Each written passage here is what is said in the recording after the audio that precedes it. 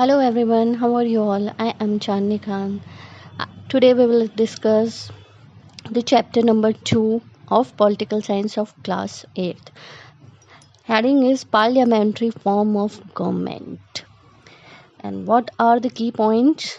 Why parliamentary system, composition of parliament, the Indian parliament, and the president and the two houses, the Lok Sabha, its composition and powers, the Rajya Sabha, and its composition and power. Okay, let's start the chapter. First of all, we can see what is the parliament, how the parliament become built, and what are the forms of parliament, what are the terms and condition to form the parliament. अलग अलग Nations में अलग अलग forms को accept किया गया है वहाँ के जो अकोमोडेशन है उसके हिसाब से. ठीक है, तो we will start with Indian parliamentary form. India became free on 15th August 1957. Immediately after independence, the tough task of framing the constitution fell on the shoulders of our national leaders who actively took part in the freedom struggle. While framing the constitution, the members of the Constituent Assembly kept in their mind factors such as wide diversity, historical background, tradition, and socio-economic conditions, etc. All these factors paved the way to form the best form of government. After a long session of debate and discussion, the Constituent Assembly gave form and shape to principles that were the soul of the national struggle. What is the means? कि 15th August 1947 को as you guys know कि India became free, हमको अपनी independence मिल चुकी थी.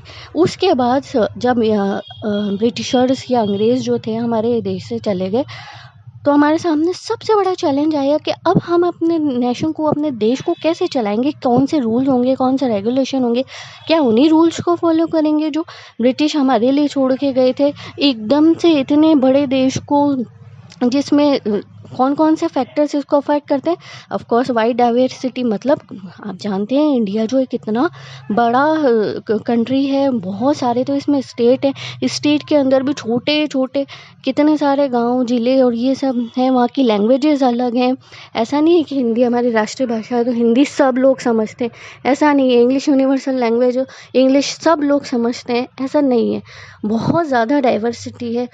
Historical background हमारा ऐसा है.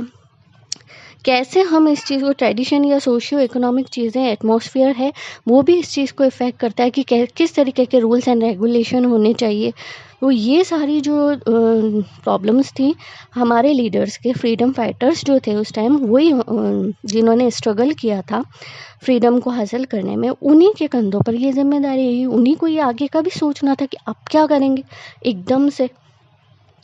तो इसलिए ये जो था ये डिसीज़न बहुत सारे डिस्कस और डिबेट और ये सब होने के बाद जो है हमारी पार्लियामेंट्री फॉर्म जो है गवर्नमेंट की वो डिसाइड हुई. वो क्या डिसाइड हुई? Let's read. The Indian Parliament. The Parliament is the highest law-making body in our country. The word Parliament is derived from a French word parlor, and the term parlor in English means a place where people sit and discuss all things related to politics. It embodies and represents the sovereign will of the people. क्या मतलब हुआ parliament का कि parliament क्या होती है? Parliament एक ऐसे आप कह सकते हैं कि law making, highest law making body है. कोई अगर आप इफ़ यू कैन से कि हाईएस्ट अथॉरिटी अगर किसी के पास है लॉ मेकिंग की किसी भी नेशन की बाउंड्री के अंदर, तो दैट इज़ इंडिया में हम कहेंगे दैट इज़ पार्लियामेंट. पार्लियामेंट जो लॉ बनाएगी वो सबको फॉलो करना है, ऑल ओवर द इंडिया सब पे लागू होगा. ठीक है ना. अब पार्लियामेंट वर्ड की थोड़ी सी हिस्ट्री बताइए कि पार्लियामेंट वर्ड जो है फ्रेंच वर्ड पार्लर से आया है, और फ्रेंच वर्ड पार्लर का इंग्लिश में मतलब होता है कि अ प्लेस, एक ऐसी जगह है जहाँ पर लोग बैठते हैं और पॉलिटिकल इश्यूज से रिलेटेड, प्रॉब्लम से रिलेटेड बातें करते हैं, डिस्कस करते हैं, कुछ ना कुछ उससे रिलेटेड होता है पॉलिटिकल, एक जगह बैठकर। तो ये इसका मतलब होता है पार्लियामेंट का, ठीक है ना। और लोगों की सोच को उसको प्रेजेंट करता है कि कौन किस बारे में क्या सोचता है, आज़ादी से, या ना, फ्रीडम ऑफ एक्सप्रेशन, सब अपने अपने व्यू रखते हैं, फिर मिल के डिसाइड होता है कि क्या सही रहेगा, क्या चीज़ है। और Indian parliament has the following components, most important thing, Indian parliament जो है 3 कंपोनेंट से मिलकर बनती है, 3 इसके पिलर कह सकते हो आप। First, the president of India. Second, Rajya Sabha, the upper house इसका अदर नेम है। Third, Lok Sabha, the lower house इसका दूसरा नाम है, ठीक है। तो व्हाट इज, इसको तीनों को मिला के हम क्या कहेंगे, the central legislature, the central legislature. कभी भी आपके सामने आए कि इंडिया में कौन सा पार्लियामेंट्री सिस्टम है, हमारे पास ये है पार्लियामेंट्री सिस्टम, इसके 3 कंपोनेंट्स है, ठीक है ना, the president, Rajya Sabha and Lok Sabha. कई बार क्वेश्चन होते हैं पार्लियामेंट किससे मिलकर बनती है, 3 components, president, Rajya Sabha and Lok Sabha. Confuse होने की कोई भी ज़रूरत नहीं है ना। Why is parliamentary form of government chosen in India. अब इंडिया में इस फॉर्म को क्यों चूज किया गया, इसके 5 रीज़न हमें दिए गए, ठीक है। Various experts and authors have suggested various reasons as to why a parliamentary form of government was chosen in India. Some of them are listed below. First reason is the British rule in India lasted for more than 200 years. The constitution makers observed its working and decided to implement it in India. यानी कि जो parliamentary system था वो British के time में भी था, उन्होंने अपने हिसाब से इसके नाम कर रखे थे, लेकिन सिस्टम यही था कि कैसे सेंट्रल में होगा, स्टेट में होगा। और अब तो हमने 3rd टायर जो है गवर्नमेंट का, जो पंचायती राज व्यवस्था है इंडिया में, तो वो भी अच्छे से रन हो रही है। तो यानी कि हमने ब्रिटिशर्स की ये चीज़ नोटिस करी थी, क्योंकि उनका जो था रूल उन्होंने हमें 200 ईयर्स तक किया था। तो कॉन्स्टिट्यूशन मेकर्स ने उस चीज़ को ध्यान में रखा कि ये चीज़ जो है इंडिया की डाइवर्सिटी के साथ काम कर रही है, दैट मीन्स, तो इसलिए उन्होंने कहा कि नहीं, इस चीज़ को इम्प्लीमेंट कर सकते हैं। In this type of government the executive is the part of legislature, hence the chances of conflicts are minimum. What is the means, अगर एग्जीक्यूटिव और लेजिस्लेचर, आप जानते हैं कि गवर्नमेंट के जो लॉ बनाती है, लॉ से रिलेटेड 3 है। फर्स्ट है लेजिस्लेचर, सेकंड है एग्जीक्यूटिव एंड थर्ड है judiciary. What is legislature, who made the law. What is executive, who implement the law made by legislature. And what is judiciary, who नज़र रखती है executive और legislature के कामों पर कि क्या लेजिस्लेचर अपना काम ढंग से कर रही है, जो उनका काम है लॉ बनाने का, सबके उसको देखते हुए प्रॉफिट को, क्या उन्होंने सही लॉ बनाए हैं. और जुडिशरी का काम ये भी है, एग्जीक्यूटिव अपना काम सही से कर रही है नहीं, उनका काम है लॉज को इम्प्लीमेंट करवाना. तो ये थोड़ा सा मैंने आपको बता दिया है कि क्या इसका सिनेरियो था. लेकिन अपने जो इंडिया में है एग्जीक्यूटिव और लेजिस्लेचर जो है, एग्जीक्यूटिव बनती किससे, लेजिस्लेचर में से ही बनती है. यानी कि लेजिस्लेचर जो है, जो पूरी पार्लियामेंट आप जानते हैं कि द सेंट्रल लेजिस्लेचर है, राज्यसभा और लोकसभा से मिलके बनती है.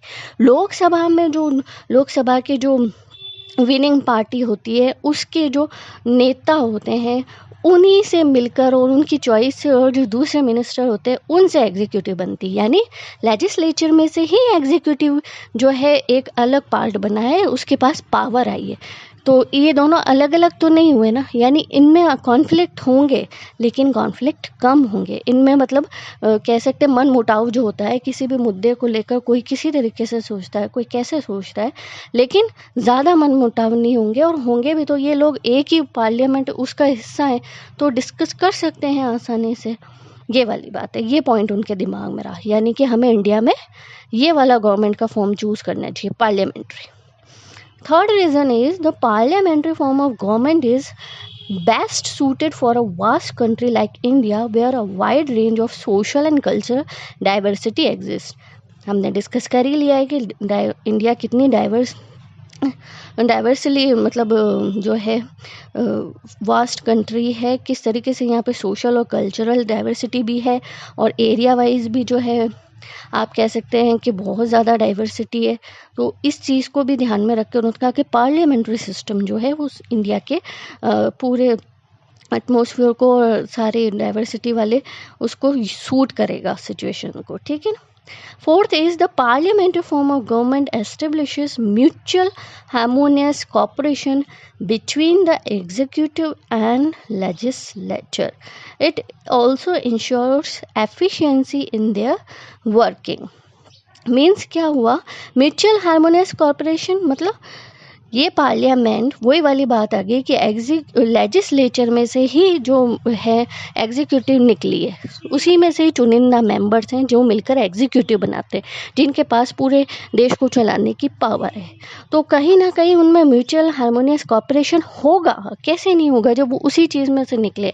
एक बार किसी मतलब पार्टी की गवर्नमेंट आई, एक बार किसी पार्टी की गवर्नमेंट आई, वो कोई मैटर नहीं करता, पर है तो सब लेजिस्लेचर का हिस्सा ही ना, फिर उसमें से एग्जीक्यूटिव निकला है। तो बार बार इस चीज़ को ये किया गया है कि अगर यहाँ लेजिस्लेचर अलग होती सपोज और एग्जीक्यूटिव हम कहीं बाहर से अलग से चुन के ला रहे हैं, जनता के द्वारा डायरेक्ट चुनी जा रही, तो क्या उनमें कॉन्फ्लिक्ट नहीं होता? बिल्कुल होता और बहुत ज़्यादा होता। और हर चीज़ पे अगर इतना कॉन्फ्लिक्ट होगा तो फिर कैसे रूल्स एंड रेगुलेशन और लॉ बनेंगे। और आज के टाइम में तो फिर भी हम सोच सकते हैं उस टाइम 1947 जब हमारा पूरा देश हमारे सामने था कि अब इसको कैसे रन करना है, तो वो वाली कंडीशन में तो पार्लियामेंट्री फॉर्म को चूज़ करना ही सबसे ज़्यादा समझदारी थी, है ना। ये इसके 4 रीज़न हुए। 5th रीज़न है, in a parliamentary form of government the head of the state president is the nominal head who possesses no real powers. All the powers and authorities are vested in the hands of the prime minister, who is the head of the council of ministers, and the council of ministers is collectively responsible to the legislature. ये एक बहुत important paragraph है बच्चों। क्या है कि parliamentary form of government का system समझाया है कि यहाँ पर एक हेड होता है, स्टेट बोल दिया है लेकिन यहाँ स्टेट से रेफर है इंडिया, ठीक है। यहाँ पर इस गवर्नमेंट में, पार्लियामेंट्री गवर्नमेंट में एक हेड होता है स्टेट का, जो इंडिया में प्रेसिडेंट कहलाता है, राष्ट्रपति, प्रेसिडेंट। लेकिन वो सिर्फ नॉमिनल हेड या कॉन्स्टिट्यूशनल हेड ही होता है। इसका क्या मतलब हुआ कि सारे डिसीज़न लेने की पावर हमारे देश से रिलेटेड जो भी स्कीम्स हैं, जो कुछ भी डिसीज़न होगा वर्ल्ड वाइड या इंडिया में भी और इंडिया के बाहर भी, इंडिया को लेकर जो भी डिसीज़न होंगे, वो डिसीज़न लेने की पावर और अथॉरिटी किसके पास होगी? प्राइम मिनिस्टर के पास होगी। लेकिन नाम प्रेसिडेंट का होगा। नॉमिनल का मतलब उनके नाम से सारे बिल और लॉ और ये जो भी पॉलिसीज़ हैं वो उनके नाम से निकलेंगी, लेकिन डिसीजन किसका चलेगा? प्राइम मिनिस्टर का, है ना। और प्राइम मिनिस्टर के साथ साथ कौन? The council of ministers. और काउंसिल ऑफ मिनिस्टर्स को किस में से चूज़ किया है? लेजिस्लेचर में से। किसने? पीएम ने, प्राइम मिनिस्टर ने। और लेकिन नाम किसका होगा? प्रेसिडेंट का। ऐसा कहते हैं कि प्रेसिडेंट ने ये जो है मिनिस्टर्स जो हैं, काउंसिल ऑफ मिनिस्टर्स को चूज़ किया है with the help of advice of prime minister. ऐसा कहते हैं कि प्राइम मिनिस्टर की, प्रधानमंत्री की सलाह से चूज़ किया। होता नहीं है, सलाह नहीं लेता है वो प्रधानमंत्री। प्राइम मिनिस्टर के पास डिसीज़न पावर है, प्राइम मिनिस्टर के पास सबसे ज़्यादा पावर है। जहाँ पे भी पार्लियामेंट्री का ये फॉर्म होता है, ये इस बात को याद रखिएगा कि जो प्रेसिडेंट है वो सिर्फ नॉमिनल है। जैसे कुछ दूसरी कंट्रीज आप देख सकते हैं कि यूएसए, वहाँ पर ऐसा नहीं है। वहाँ पर जो यूएसए में जो प्रेसिडेंट है वो नॉमिनल या कॉन्स्टिट्यूशनल हेड नहीं है, वो एक्चुअल हेड है। एक्चुअल उसके सारी पावर्स और अथॉरिटी उसके हाथ में है। और मोस्ट इम्पॉर्टेंट थिंग, मतलब अगर कभी आप बच्चों आगे जाकर भी कोई एग्ज़ाम देते हैं, कंपटीशन एग्ज़ाम, तो ये डायरेक्ट क्वेश्चन पूछते हैं कि the council of minister is collectively responsible to whom. किसके लिए, किसके प्रति रिस्पॉन्सिबल होती है? लेजिस्लेचर के। मीन्स अगर काउंसिल ऑफ मिनिस्टर्स अपने जो काम है उनको अच्छे से पूरा नहीं कर पाती है, जो भी उनको रूल्स एंड रेगुलेशन को इम्प्लीमेंट करवाना, अगर वो अपना काम ढंग से नहीं कर रही है तो लेजिस्लेचर उनके ऊपर आरोप लगाकर, केस लगाकर, बिल लाकर उनको मतलब कर सकते हैं, डिस्प्लेस कर सकते हैं, उनको अपनी जगह से हटा सकते हैं कि ये भंग करना कहते हैं ना जिसे, वो भंग कर सकते हैं। काउंसिल ऑफ मिनिस्टर्स को, मंत्री परिषद को भंग करना कहते हैं जिसे। तो ये किसके लिए रिस्पॉन्स है, कलेक्टिवली किसके प्रति रिस्पॉन्सिबल होते हैं, लेजिस्लेचर के, मोस्ट इंपॉर्टेंट, ठीक है ना, ये ध्यान रखिएगा। And the next point is the president of India. अब जो है हम इसकी पूरी डिटेल पढ़ेंगे कि कौन से 3 कंपोनेंट्स है, the president, the Rajya Sabha and Lok Sabha, उसका कैसे फॉर्मेशन होता है, यही हमारे की पॉइंट्स में था कि इसकी कंपोजिशन कैसी है और इसके पावर्स कौन कौन से हैं, तो ये पढ़ेंगे, ठीक है। तो स्टार्ट करते हैं। The president of India. India is a republican state where the head of the state, the president, is an elected representative and not a hereditary ruler as a monarch. He holds his office and powers for a definite period which are prescribed by the constitution. Okay, the president of India is the constitutional head of the state, Indian Union, and he is elected for a fixed period of 5 years but can be re-elected after the completion of his tenure. What is the meaning? सबसे पहले ये बताया है कि India एक Republican state है। Okay, यहाँ का जो हेड होगा, स्टेट मीन्स वही इंडिया को रेफर कर रहा है, यहाँ का जो हेड होगा वो प्रेसिडेंट होगा।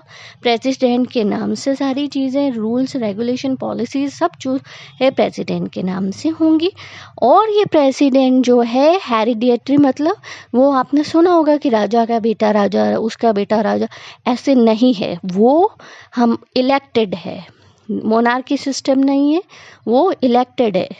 हमारा प्रेसिडेंट, इंडिया का प्रेसिडेंट इलेक्टेड होगा by the people of Indians, और उसके पास अपना ऑफिस होगा, पावर्स होंगी, और वो एक डेफिनेट पीरियड के लिए इलेक्टेड होगा। मींस 5 ईयर्स का पीरियड होता है उनका, जो कहते हैं ना अपन टेन्योर। टेन्योर मीन्स आपको पता है कार्यकाल, कितने टाइम का कार्यकाल होता है, टेन्योर मीन्स ये। तो 5 साल के लिए जो है इंडिया के प्रेसिडेंट को चूज़ किया जाता है। हालांकि कोई ऐसी बात हो तो उनको हटाया भी जा सकता है, लेकिन उसके लिए बिल्कुल एक अलग वो इम्पीचमेंट का पूरा दे रखा है सेक्शन कि कैसे, हिंदी में आपने सुना होगा महाभियोग, इम्पीचमेंट, महाभियोग लगाकर उनको, आज तक इंडियन हिस्ट्री में किसी भी प्रेसिडेंट पे महाभियोग, इम्पीचमेंट के थ्रू उनको नहीं हटाया गया है। और ये भी रूल्स है कि किसी प्रेसिडेंट के परफॉर्मेंस से अगर खुश होते हैं तो वो दोबारा भी इलेक्ट हो सकते हैं, ऐसा नहीं है। तो उस चीज़ को मोनार्की में काउंट नहीं करेंगे। सपोज कोई इंसान 2 बार 3 बार अगर प्रेसिडेंट बन गया तो दैट डजंट मीन कि हमने मोनार्की सिस्टम को कर लिया, या हेरिडेटरी रूलर टाइप कोई चीज़ होगी ना, वो कर सकते हैं। ये इतनी छोटी छोटी चीज़ों को हमारे जो लॉ मेकर थे उनको इतनी छोटी छोटी चीज़ों को भी ध्यान रखा गया कि कई बार ऐसा हो जाए तो ये ना समझ लें लॉ में ये मतलब रूल्स एंड रेगुलेशन, लॉ का मतलब ये है कि जो कॉन्स्टिट्यूशन में लिख दिया है तो दैट मीन्स वो राइट है, कॉन्स्टिट्यूशन में लिख दिया कि गलत है तो दैट मीन्स वो गलत है। इसलिए इतनी डिटेल में लिखा गया है कि अगर किसी मेंबर को दोबारा या तिबारा भी चूज़ कर लिया गया है तो ठीक है, कर सकते हैं, री इलेक्टेड कर सकते हैं। Now what are the qualifications to become the president? So the candidate seeking the presidential election must have the following qualification. क्या qualification होनी चाहिए? First of all, he must be a citizen of India. Of course, वो India का रहने वाले होने चाहिए, उनके पास इंडियन सिटीजनशिप होनी चाहिए। Second, must be enlisted in the voters list. India की जो हमारी वोटर लिस्ट है, जो मतदाता सूची है, उसमें उनका नाम होना चाहिए, है ना। Third is must have completed the age of 35 years. Means 35 years से कम उम्र के लोग जो हैं इसके लिए एलिजिबल नहीं हैं। 35 years से ऊपर एज होनी चाहिए। Fourth is must not hold any office of profit under central और state government. If it happens the post must be vacated before seeking the election. Means अगर आप प्रेसिडेंट की पोस्ट के लिए इलेक्शन में नॉमिनेट हैं और अगर आप सेंट्रल गवर्नमेंट या स्टेट गवर्नमेंट के किसी भी उसमें आपकी जो है सर्विस है, आप कोई लाभ का पद कहते हैं जिसे हिंदी में profit, office of profit under the central state government, means कोई भी आप सरकारी जॉब करते हैं, काम करते हैं, नौकरी करते हैं किसी भी उसमें, तो वो आपको उस इलेक्शन से पहले छोड़नी होगी, उस जगह को खाली करना होगा, आपको अपना रिज़ाइन देना होगा जब आप इसके लिए एलिजिबल होंगे। तो ये 4 qualifications. Now how is the president of India elected? कौन सा मेथड यूज़ करते हैं? थोड़ा सा जो है ट्रिकी है मेथड है कि general citizen do not play any role in the presidential election. ये सबको पता है। हम प्राइम मिनिस्टर को डायरेक्टली चूज़ करते हैं, प्रेसिडेंट को डायरेक्टली चूज़ नहीं करते हैं।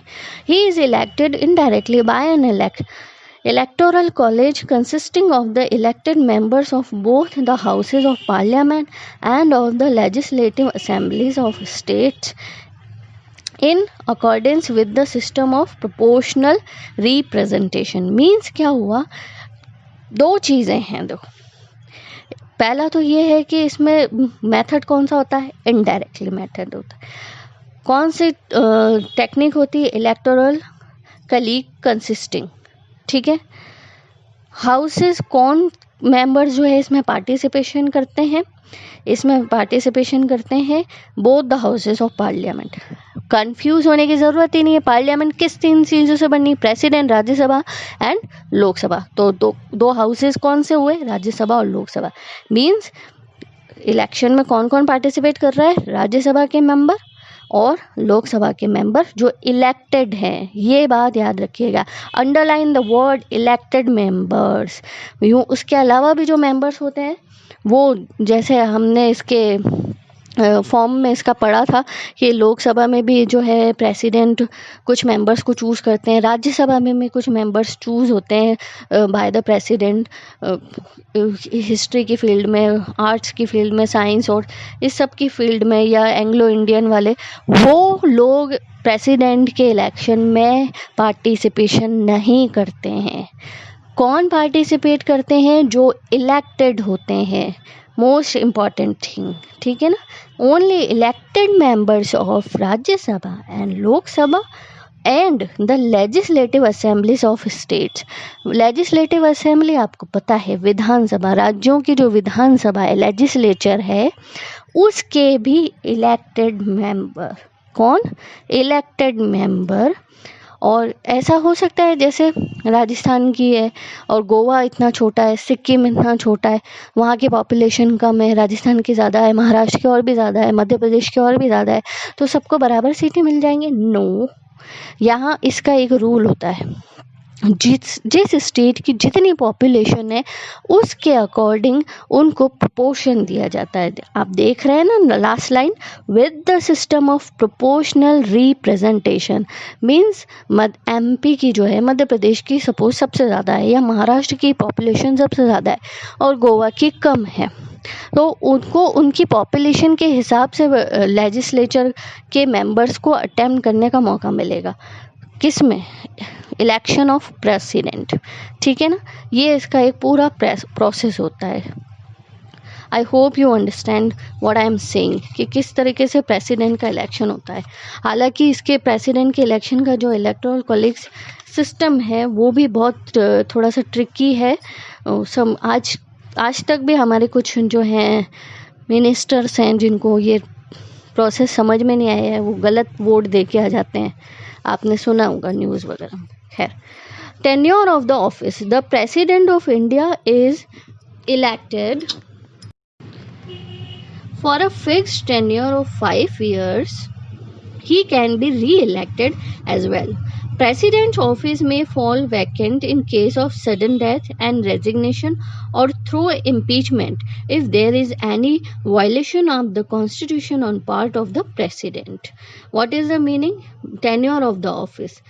यानी कि जो प्रेसिडेंट का जो टेन्योर होता है, कार्यकाल होता है, वो 5 इयर्स के लिए फिक्स है कि 5 इयर्स का होगा।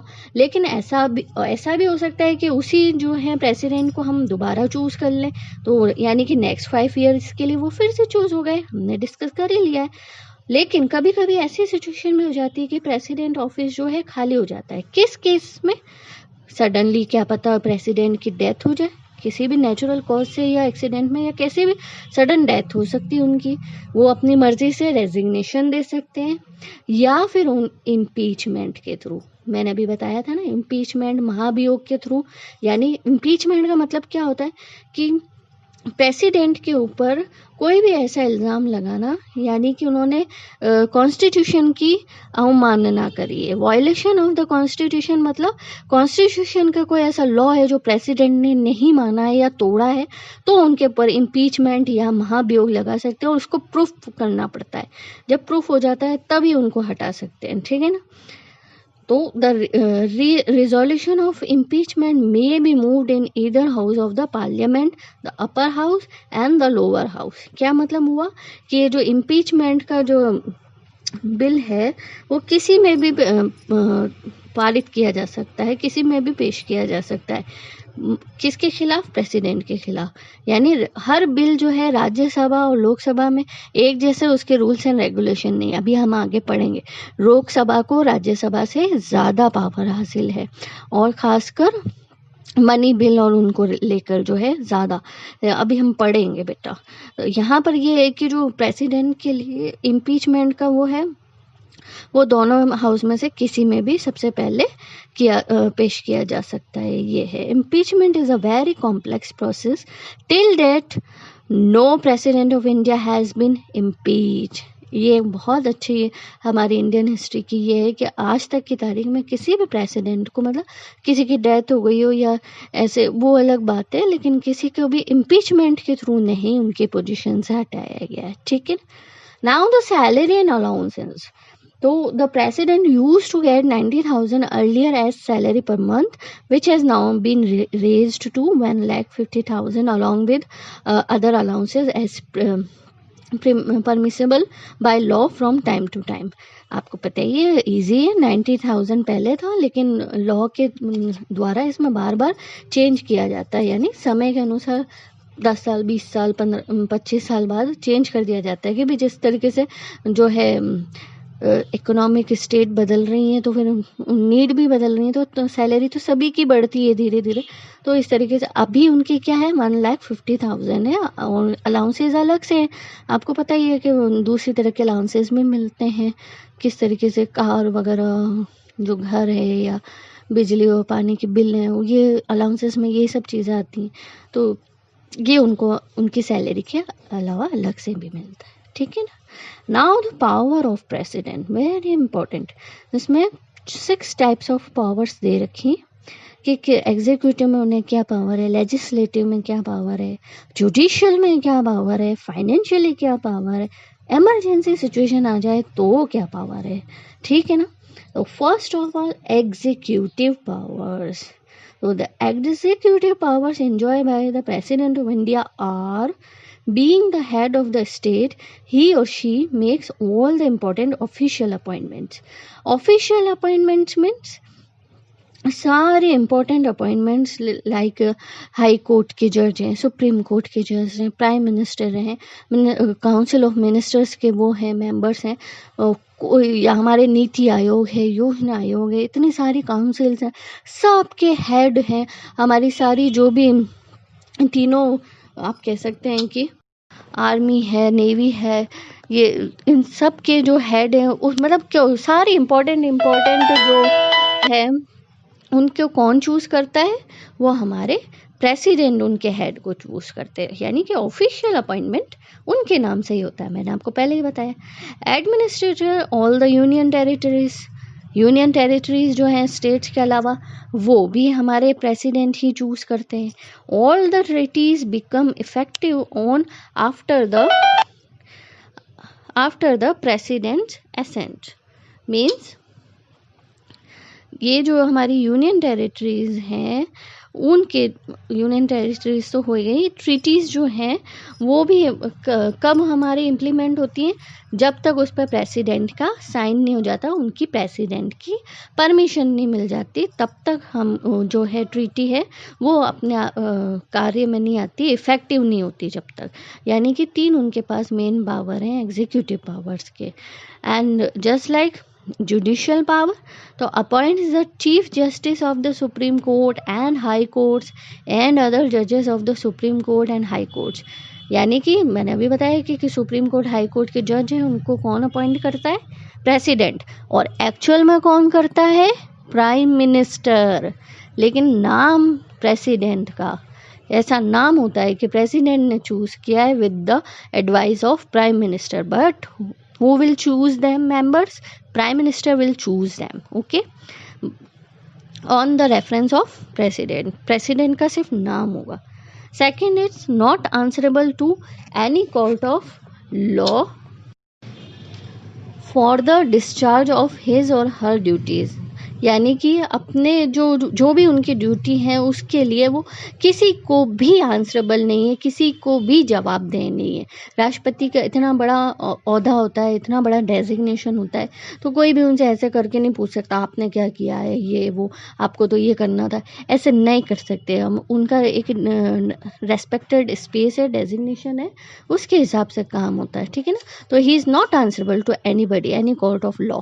यानी कि किसी भी कोई अदालत में जाके आज मेरा मन करा, मैंने अपने ज़िला उसमें जाकर, स्टेट उसकी डिस्ट्रिक्ट कोर्ट में जाकर प्रेसिडेंट के खिलाफ ये लगा दिया, मुझे इसका जवाब दो, ऐसा नहीं होता है, ऐसा नहीं कर सकते। He is not answerable to any court of law, ठीक है ना। Has the powers to grant pardon, reprieve, respite और रिमिशन ऑफ पनिशमेंट, और मे रिड्यूस और remit the sentence of any convict. Means उनके पास जुडिशियल पावर में ये है कि अगर सुप्रीम कोर्ट से लेकर सेशन कोर्ट तक में भी किसी भी कोर्ट में जज ने अगर किसी कल्प्रिट को है अगर सज़ा दे दी है, उसके लिए अगर उसका केस राष्ट्रपति के सामने, प्रेसिडेंट के सामने चला जाता है और प्रेसिडेंट को अपने सारी चीज़ों को देखकर ऐसा लगता है, तो उनका डिसीजन सबसे ऊपर होगा। प्रेसिडेंट जो चाहे तो पनिशमेंट को कम कर सकते हैं, पनिशमेंट को बढ़ा सकते हैं, पनिशमेंट को आगे बढ़ा सकते हैं, पनिशमेंट को थोड़े टाइम तक रोक सकते हैं कि अभी नहीं देनी इन्हें पनिशमेंट, कुछ उसमें मतलब कुछ भी उसमें वो चेंज कर सकते हैं। तो प्रेसिडेंट का डिसीजन जो है सबसे हाई होगा। अगर उन्होंने कोई ऐसा केस है कि फ्री हो गए हैं, कोई फांसी का केस आपने सुना होगा, कई बार ऐसा होता है कि प्रेसिडेंट जो है इसके ऊपर सोच रहे हैं और उनका डिसीजन एंड टाइम पे आ जाता है सुप्रीम कोर्ट के खिलाफ। सुप्रीम कोर्ट ने किसी के लिए फांसी की सज़ा डिसाइड कर दी है और प्रेसिडेंट को ऐसा लगता है कि नहीं ये ज़्यादा हो रहा है, थोड़ा सा जुडिशरी सिस्टम को सॉफ्ट होना चाहिए, इनको चांस देना चाहिए, तो उसके जो है फांसी की सज़ा को उम्र कैद में बदल दिया, तो यानी कि उनकी सज़ा बदल दी। तो इतनी पावर होती है जो प्रेसिडेंट के पास, ठीक है। और ये रियल वाली पावर है, वो नाम की पावर नहीं है, ये रियल वाली पावर है, ठीक है। The third type of powers are legislative powers. तो the president summons the parliament twice in a year. Parliament को 2 बार समन मिलता है, प्रेसिडेंट उनकी मीटिंग लेते हैं। Has the power to dissolve the Lok Sabha, no bill can become a law without his approval, and has the power to issue ordinance when the parliament is not in session. Means legislator में ये है कि president उनका भी ध्यान रखता है, अगर वो अपना काम ढंग से नहीं कर रहे हैं, लेजिस्लेचर के जो भी मिनिस्टर हैं, तो वो उनको समन भेज सकते हैं, उनको बोल सकते हैं, उनको डिज़ोल्व, लोकसभा को डिज़ोल्व करना एक बहुत बड़ी पावर होती है, जो that is a real power. ये नाम की नॉमिनल पावर नहीं है, that is also a real power कि वो लोकसभा को भंग कर सकते हैं, डिज़ोल्व कर सकते हैं। कौन? प्रेसिडेंट। और कोई भी जो है लॉ बिल है, जब तक वो लॉ नहीं बनेगा तब तक उस पर प्रेसिडेंट के अप्रूवल और साइन ना हो जाए जब तक वो लॉ नहीं बनेगा। ये उनके पास पावर है। Has the power to issue ordinance when the parliament is not in session, यानी कि जो अगर पार्लियामेंट्री जो है उसमें लोकसभा और राज्यसभा अगर उनके सेशन टाइम टू टाइम, आपको पता है 3 मंथ 6 मंथ्स में मीटिंग होती, अगर वो नहीं हो रही है तो उसके लिए भी जो है उनको समन भेज सकते हैं, उनको जो है बोल सकते हैं कि क्यों नहीं काम हो रहा है ये वो। तो ये लेजिस्लेटर पावर में उनके पास इस तरह की पावर है। And the fourth is financial powers. Financial powers में ये है कि no money bill can be introduced in the parliament without his और her prior permission and has the power to sanction money from the contingency fund। कोई भी money bill president की prior permission, यानी कि ऐसा नहीं है कि राज्यसभा या लोकसभा में आपने बिल पेश कर दिया और उसी दिन प्रेसिडेंट को पता चल रहा है कि हाँ भाई मनी बिल आया किसी तरह का। नो, आपको कम से कम 14 डेज से 1 मंथ पहले तक आपको परमिशन लेनी होगी प्रेसिडेंट से कि हम लोकसभा में ये मनी बिल पेश कर रहे, ये इसके कंडीशंस है, ये डिस्कशन के पॉइंट होंगे, और वो अगर आपको परमिशन दें तो ही आप उस बिल को पेश कर सकते हो, आप उसको इंट्रोड्यूस कर सकते हो लोकसभा में। तो ये फाइनेंशियल बहुत बड़ी पावर है। And has the power to sanction money, यानी कि जो कॉन्टिजेंसी फंड होता है किसी भी नेशन का, जो आप जिसे कहते हैं आपातकालीन जो अपना खजाना है, उसमें से जो है प्रेसिडेंट के पास पावर होती है कि उसमें से उस चीज़ को मनी, किसी भी तरह की कोई फंड चाहिए, जैसे कि अभी कोई अपने कोविड-19 पैंडेमिक है तो उसके लिए कोई फंड चाहिए, तो वो जो सैंक्शन करने की पावर किसके पास होगी? प्रेसिडेंट के पास होगी। तो ये फाइनेंशियल पावर्स हुई। Like this emergency powers. Emergency powers में क्या है? He and she can use his और her emergency powers under the following condition. कौन सी कंडीशन होंगी? 3 कंडीशन होंगी बच्चों, डोंट बी कंफ्यूज। एमरजेंसी में 3 कंडीशन होती है। In case of financial crisis, यानी कि किसी भी देश में सपोज ऐसा हो जाए कि फाइनेंशियल क्राइसिस आ गया है, बहुत बड़ा वित्तीय संकट आ गया है, तो उस सिचुएशन में जो है इमरजेंसी की पावर प्रेसिडेंट यूज़ करते हैं और कर्फ्यू लगाया जा सकता है। वो डिपेंड करता है सिचुएशन के ऊपर डिसीजन लेना कि कितनी जो है सीरियस सिचुएशन है, उसके अकॉर्डिंग प्रेसिडेंट डिसीजन लेते हैं। सेकंड सिचुएशन है the case of failure of constitutional machinery, यानी कि जहाँ कहीं भी कॉन्स्टिट्यूशनल मशीनरी मीन्स हमारा जो कॉन्स्टिट्यूशन का सिस्टम है, लॉ एंड ऑर्डर है, अगर वो किसी स्टेट में किसी उसमें फेल हो जाता है, वहाँ पे मतलब दंगे हो जाते हैं, झगड़े हो जाते हैं, वो पुलिस जो है कंट्रोल नहीं कर पा रही है, लॉ एंड ऑर्डर फेल हो गया है, उस जगह पर जो है इमरजेंसी पावर्स को यूज़ कर सकता है कौन? President. And the third situation in case of foreign aggression, यानी कि सपोज इंडिया के ऊपर कहीं फॉरेन कंट्री से अटैक हो जाए तो वो भी इमरजेंसी की सिचुएशन मानी जाएगी और उसमें भी कर्फ्यू लगाना है या जो कुछ भी करना है, वो सारी पावर जो है प्रेसिडेंट के पास आ जाएंगी। तो ये जो इमरजेंसी की पावर है ये भी रियल पावर्स है और ये प्रेसिडेंट की बहुत इंपॉर्टेंट पावर्स होती हैं। ये 3 सिचुएशन आप याद कर लीजिएगा, जो फाइनेंशियल क्राइसिस हो जाए या फेलियर ऑफ कॉन्स्टिट्यूशनल मशीनरी हो जाए या केस ऑफ फॉरेन अग्रेशन हो जाए। ये 3 सिचुएशन है जब एमरजेंसी पावर यूज़ कर सकते हैं president. And the next is martial powers. He and she is the supreme commander of the defence forces of India. आपको पता है कि जो भी हमारी 3 मेन डिफेंस फोर्सेस हैं वो उन एयर है, नेवी है और आर्मी है, तो इन तीनों के जो कमांडर, सुप्रीम कमांडर जो होता है वो प्रेसिडेंट ही होता है। यानी कि उनका हेड आपने देखा होगा कि अगर कभी उनकी आपने सब में मीटिंग देखी है कि उनके बीच में प्रेसिडेंट हमेशा मौजूद रहता है। क्यों? Why? Because he is the supreme commander, supreme head of the defence forces. ठीक है। और इंडिया में आपको पता है कई बार शुरू में हमारी आज़ादी के बाद जब पाकिस्तान से, चाइना से हमारी फ़ाइट्स हुई थी 1962 में, इसमें उस वक्त जो है इमरजेंसी का यूज़ हुआ था। कौन सी सिचुएशन में? 3 situation you have to learn कि फॉरेन एग्रेशन केस में जो है हमारी इंडिया में इमरजेंसी लगी थी। ठीक है।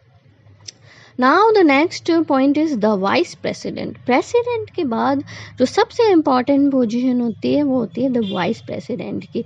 कॉन्स्टिट्यूशन में ऑफ कोर्स इनका जिक्र है कि उनकी वही पावर इलेक्शन और क्या होता है। Let's discuss about it. Okay, the Constitution of India also provides for a Vice President of Indian Republic. He assumes the office of the President of India in the absence of the President. Means vice president का जो है अपना एक designation है, वो अपना काम करते हैं। लेकिन अगर कोई ऐसी सिचुएशन हो कि इंडिया के जो प्रेसिडेंट हैं वो अपसेंट हैं किसी भी रीज़न से, अभी हमने बहुत सारे रीज़न पढ़े, तो ये जो है वाइस प्रेसिडेंट उनकी जगह लेते हैं और उनके बिहाफ पर डिसीजन लेते हैं। ठीक है, in case the president dies और रिजाइंस और the vice president acts as the president of India. ठीक है, for a maximum period of 6 months और till a new president is elected. हमेशा के लिए ऐसा नहीं होता है कि 5 years के लिए जो है वाइस प्रेसिडेंट जो है प्रेसिडेंट के रोल पे काम करेंगे, ऐसा नहीं होता है। सिचुएशन जो अगर एकदम से ऐसी आती है कि प्रेसिडेंट जो है डेथ हो गई उनकी या रिज़ाइन कर दिया है, तो 6 months के अंदर अंदर जो है हम इलेक्शन करके दूसरे प्रेसिडेंट को जो है न्यू प्रेसिडेंट को इलेक्ट कर लेते हैं, चूज़ कर लेते हैं, और तब तक जो है वाइस प्रेसिडेंट अपने इस काम को संभालते हैं। ठीक है, qualifications and tenure for being elected as the vice president of India are the same as those for the president of India. जो qualifications और tenure प्रेसिडेंट के लिए था, सेम किसके लिए? Vice president of India. आपको पता है कि क्वालिफिकेशन और टेन्योर क्या? टेन्योर 5 years का है कि 5 years के लिए जो है इलेक्ट किए जाएंगे। क्वालिफिकेशन आपको पता है कि जो must be a citizen of India और enlisted in the voters list or completed the age of 35 years or do not have held any office of profit under central और स्टेट गवर्नमेंट। इस तरीके की ये सारी जो सिचुएशन और qualification है ये वाइस प्रेसिडेंट के लिए भी चूज होती है। Now the salary and allowances of vice president. So he and she earlier got 85,000 as salary per month, which has now been revised to 1,25,000. Besides this, he or she is also entitled to other allowances as permissible by law from time to time. इसका भी वही मतलब हुआ कि पहले जो था 85,000 rupees उनकी पर मंथ सैलरी थी विद द अदर अलाउंसेस, और अभी उनकी कितनी सैलरी है? 1,25,000 उनकी सैलरी है। उसके साथ साथ उनको दूसरे अलाउंसेस भी मिलते हैं और लॉ के थ्रू है, कॉन्स्टिट्यूशन में उनके लिए सैलरी और अलाउंसेस हैं, और जो टाइम टू टाइम चेंज होते रहते हैं ना, सिचुएशन के अकॉर्डिंग बढ़ते रहते हैं। ये इनका अब now the election of vice president. तो the election of vice president of India is elected by an electoral college which consist of both the houses of parliament. वही बोथ हाउसेस कौन से हुए? राज्यसभा और Lok Sabha. Namely the Lok Sabha and the Rajya Sabha. Members of state legislature are not involved in this election. He is elected by a single transferable vote through select ballot. Means यानी कि हर state के legislature से जो मेंबर इलेक्टेड मेंबर्स आते थे वो vice president के election में पार्टिसिपेट नहीं करते हैं। तो कौन करते हैं? Only both the houses of parliament. ठीक है, यानी राज्यसभा और लोकसभा के जो मेंबर्स हैं वो मिलके, और इसमें साफ लिखा हुआ है कि वो मेंबर्स मीन्स सारे मेंबर्स, नॉट प्रेसिडेंट के उसमें सिर्फ इलेक्टेड मेंबर्स पार्टिसिपेट कर सकते थे। प्लीज़ बेटा नोट डाउन दिस वर्ड कि इलेक्टेड मेंबर्स जो है प्रेसिडेंट के उसमें, इसमें जो है सारे members can participate in the election of vice president. ठीक है ना, हो ये बात क्लियर कि क्या इसमें और इसमें डिफरेंस है? ये है। अब now the function, he and she is the ex officio chairman of the Rajya Sabha. X officio chairman मतलब हुआ पदेन सभापति, जिसे हिंदी में कहते हैं कि चूज करने की जरूरत नहीं है, जो भी वाइस प्रेसिडेंट है आप मान के चलिए कि वो राज्यसभा का चेयरमैन है, इसलिए उसको एक्स ओनली चेयरमैन नहीं कहते हैं, उसको एक्स ऑफिशियो चेयरमैन कहते हैं, यानी कि उसको पावर मिली हुई है। ये जो भी राज्यसभा का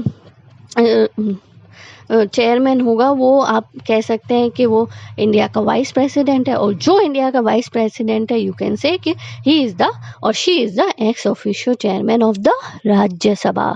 ये लर्न करने वाली बात है। In the absence of the president he and she acts as the president of India, हम डिस्कस कर ही चुके हैं, ठीक है। तो ये हुआ प्रेसिडेंट और वाइस प्रेसिडेंट के पोस्ट जो है उनसे रिलेटेड क्या हमारे जो rules and regulation in India. I hope you understand this session of this chapter. We will continue this chapter in the another part of the chapter. Goodbye. Have a nice day ahead.